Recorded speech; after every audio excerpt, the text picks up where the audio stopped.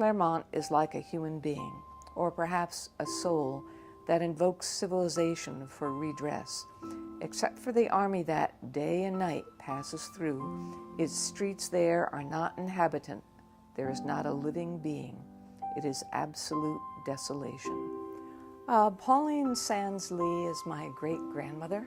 I inherited from my father, which would be her grandson, the 38 journals that she kept throughout her life.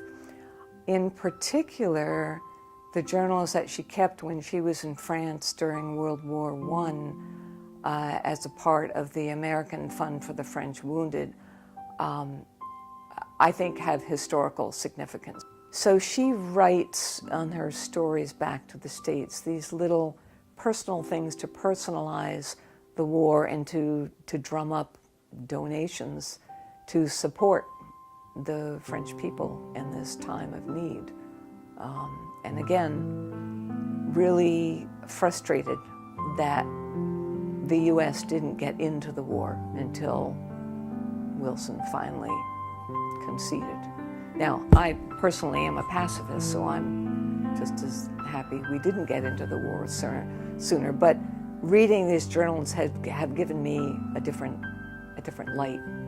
Her attitude was that war is terrible, but she very strongly expresses her feeling that if they didn't have this war, the Kaiser would take over the world.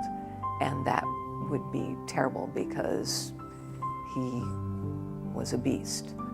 In one part of the journals, she talks about visiting one of these infirmaries where a German prisoner had just hanged himself, and they found in his pocket a letter from his wife saying their only child had starved to death and she was going to kill herself. So she picks up these very personal stories that makes it come alive, the horrors of the war and the humanity of the war and some of the wonderful things that happen and the generosity